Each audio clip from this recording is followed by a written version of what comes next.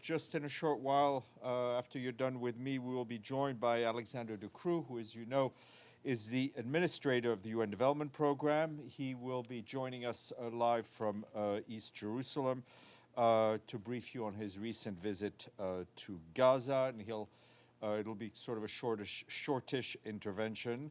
And then at 1 p.m., we have Ambassador Riyad Mansour, permanent observer of the State of Palestine, who will be the Security Council stakeout to read out a statement on behalf of the Arab group regarding the situation in the occupied West Bank. The Secretary General left New York a short while ago, where he's heading to New Delhi to take part in the Artificial Intelligence Impact Summit. He's scheduled to participate in the summit's opening ceremony, which takes place on Thursday, as well as a session on the role of science in international AI governance. The Secretary General, as we mentioned, will have bilateral meetings with the President of India, Droupadi Murmu, and the Prime Minister of India, Narendra Modi, and others who are in New Delhi. I can tell you that the Secretary General was saddened to learn of the passing of the Reverend Jackson, a giant of the civil rights movement in the United States and a longtime champion of human rights, equality, and justice around the world. The Reverend Jackson lent his powerful voice to the UN's work against racism, against apartheid, and for human rights, including taking part in a number of events here at UN headquarters. The Secretary General extends his deepest condolences to his families, his loved ones, his friends, as well as the government and the people of the United States. Turning to Yemen, today our special envoy for Yemen, Hans Grunberg, concluded a visit to Moscow in the Russian Federation. There he discussed with officials, including the Deputy Foreign Minister of the Russian Federation, Alexander Alimov, the latest developments in Yemen, and they exchanged views on ongoing efforts to return to an inclusive Yemeni-led political process under the auspices of the United Nations. He underscored the complexity of the conflict and the regional challenges, including Red Sea security, as well as for the need for Security Council unity and sustained international engagement to prevent further instability. Mr. Grunberg also briefed on the UN-facilitated talks in Oman on the release of conflict-related detainees and discussed ongoing efforts to secure the unconditional release of 73 of our colleagues and others who continue to be arbitrarily detained by the Houthis. Turning to the situation in Gaza, our humanitarian colleagues tell us that medical evacuations from the Gaza Strip are continuing each day, albeit in limited numbers. Today and yesterday, the World Health Organization and partners supported the evacuation of 55 patients and 72 of their companions. 3/4 of these people exited through Rafah crossing and 1/4 through the Karim Abu Salam crossing. Since the reopening of Rafah crossing, nearly 260 patients have been evacuated through the two routes, out of about 18,500 who require treatment that is not available locally and are awaiting evacuation to get that much needed treatment. While the World Health Organization continues to call for the reopening of the medical referral route to the West Bank, including East Jerusalem, their priority is to scale up local health services and rehabilitate health services to reduce the need for evacuations. Meanwhile, today, the Food and Agricultural Organization said it distributed more than 1,800 metric tons of animal feed and provided veterinary kits to over 2,300 livestock holders in the past 4 months. They distributed that along with cash assistance. FAO noted that the conflict caused widespread destruction of agricultural infrastructure. Between October 2023 and November of last year, livestock survival rates dropped to 33% for goats, 20% for sheep, while about 37% of cropland is now accessible for cultivation. Humanitarians say that the meeting people's needs in Gaza requires an increased entry of a wide range of humanitarian supplies and equipment, including items that are currently difficult to gain approval for entry. It also requires enabling all humanitarian partners to operate without hindrance. Turning to Sudan, nearly 3 years into the devastating war in Sudan, including almost daily drone attacks on civilians. The region faces an unprecedented displacement crisis, with humanitarian needs outpacing available resources. To meet these growing needs, the UN Refugee Agency and 123 of our partners are urgently seeking $1.6 billion to provide food, shelter, healthcare protection, and dignified support for 5.9 million people across 7 countries neighboring Sudan by year's end. The plan also promotes longer-term solutions, such as helping governments, including refugees in national systems, and expand access to services. Host governments and local communities continue to demonstrate remarkable solidarity. However, their capacity is being pushed to the brink, underscoring the need for a consecutive 4th annual appeal on this scale. We continue to call for stronger international backing to address the persistent underfunding of humanitarian operations in the countries hosting people fleeing Sudan, and we await a lasting peace. And we reiterate once again, especially in light of the continuing attacks on civilians, for the parties to respect international law and to never target civilians, health infrastructure, religious sites, schools, and many other things. Wanted to flag a disturbing report issued today by our colleague, the UN Human Rights Office and the UN Support Mission in Libya. And they tell us that migrants, refugees, and asylum seekers in Libya are subject to ruthless and systematic human rights violations and abuses, which include torture, killing, sexual violence, and trafficking. The report finds that migrants are rounded up and abducted by criminal trafficking networks, often with ties to the Libyan authorities and criminal networks abroad. It describes how they are separated from their families, arrested, and transferred to detention facilities without due process, often at gunpoint in what amounts to arbitrary detention. In detention, migrants are routinely subjected to horrific violations and abuses, including slavery, torture, ill treatment, forced labor, forced prostitution, and other forms of sexual violence, as well as ransom, extortion, and the confiscation and resale of their belongings and identification documents. The report really makes for horrific reading and a story that needs to get more attention. More information online. Moving to Burkina Faso, we and our humanitarian partners today released the Humanitarian Needs and Response Plan for this year. The plan calls for $658.5 million United States dollars and is aligned with national priorities and supports the government-led efforts across key sectors, including food security, health, and essential services, to assist 2.7 million people in 13 regions where the needs are greatest. Burkina Faso continues to face a complex humanitarian crisis driven by insecurity, displacement, and climate shocks, leaving 4.5 million people in need of assistance. In 2025, only 1/3 of required funding was received, which forced us to make very difficult choices. Less than half of targeted people were reached, and less than half of the people targeted for assistance were reached. Access remains a challenge, especially in hard-to-reach areas where assistance often relies on air transport or escorted convoy, which is, of course, increases the cost of everything. We thank all donors for their support, but additional funding is urgently needed as humanitarian partners warn that hard-won gains could be reversed, undermining resilience and recovery efforts. Turning to Madagascar, our OCHA colleagues tell us that the government has reported at least 52 deaths following tropical Cyclone Gaza that made landfall earlier this month near Taumasina on the eastern coast of Madagascar.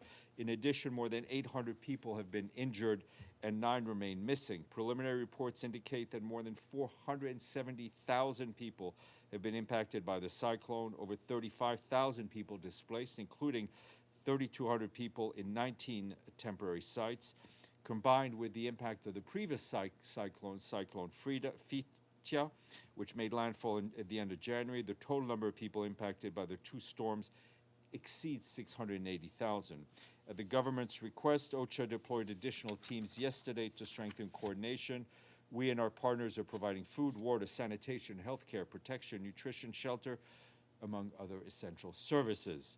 Following aerial assessments, our humanitarian partners estimate that some $49 million is urgently required to support 382,000 people over the next 2.5 months. This is part of the government's appeal on 14th February for $142 million to address urgent humanitarian needs, recovery and reconstruction needs. We and our partners thank donors and member states who've demonstrated solidarity with people of Madagascar and backed it with urgently needed financial resources. We urge the swift disbursement of funds to scale up assistance.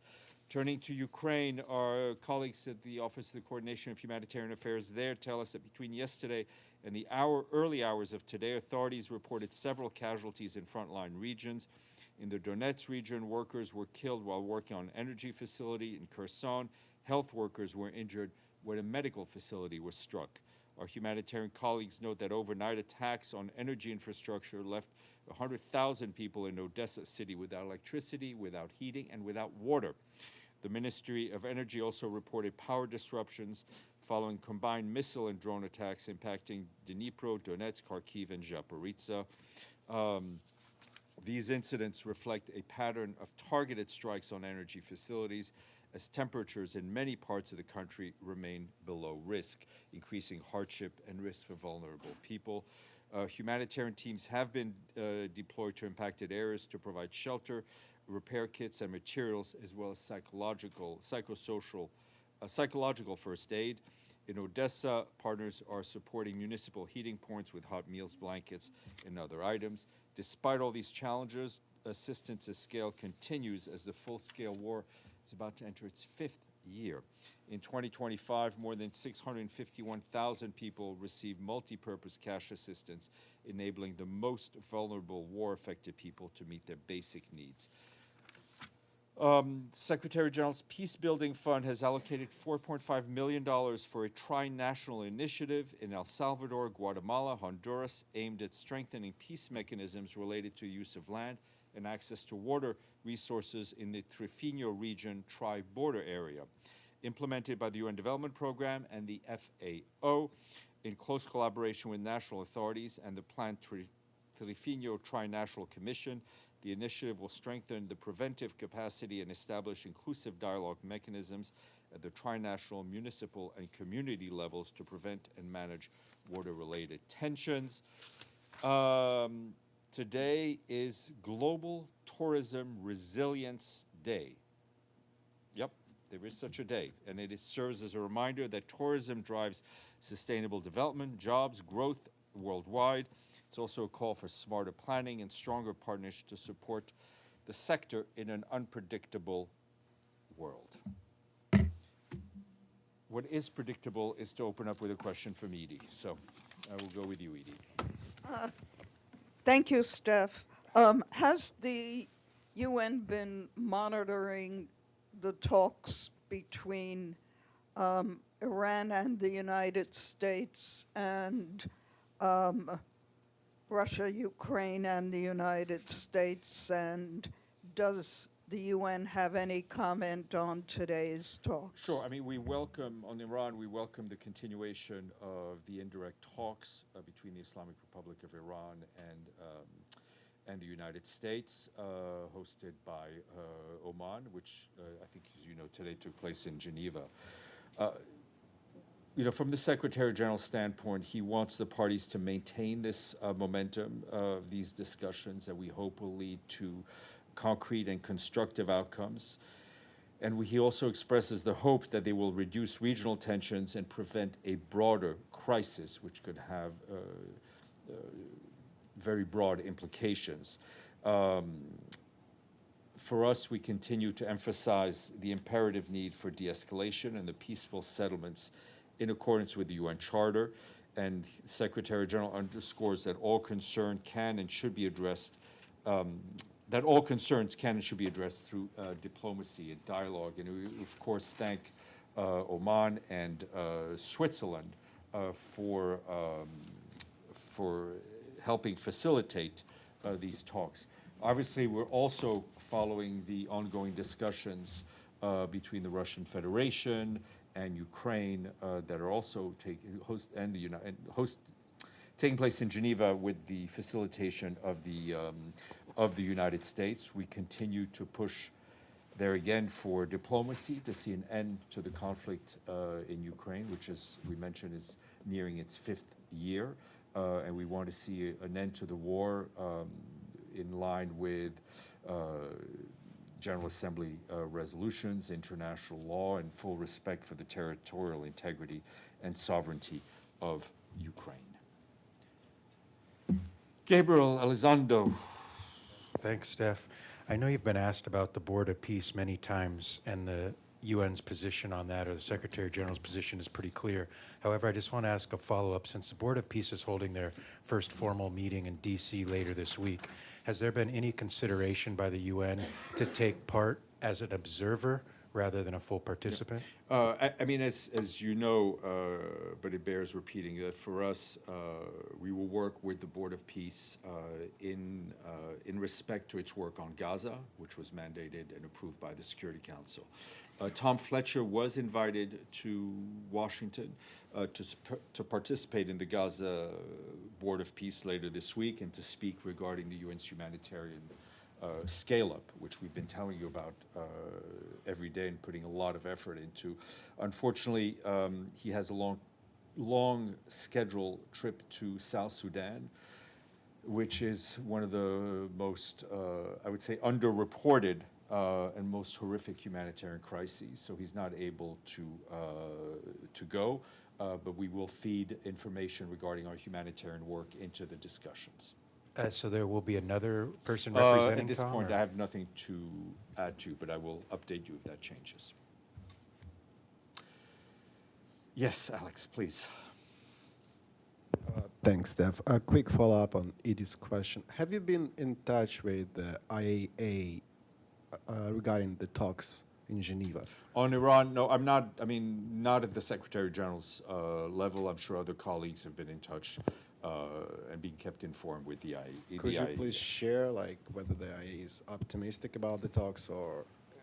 Whether the IAEA is optimistic, I think that is a question best left for Mr. Grossi to answer. Thank you. Yeah. All right. Let's go to the screen before we go to our guest. Abu Sufyan, please. Thank you, Stéphane. Can you hear me? Yes, sir. After more than 18 years, an elected government was sworn in Bangladesh today, led by Prime Minister Tariq Rahman. The United Nations has long been working with Bangladesh on issues including the Rohingya crisis, regional security, development cooperation, democracy, and human rights. What is the UN Secretary General's plan to work with the newly elected government and Prime Minister of Bangladesh?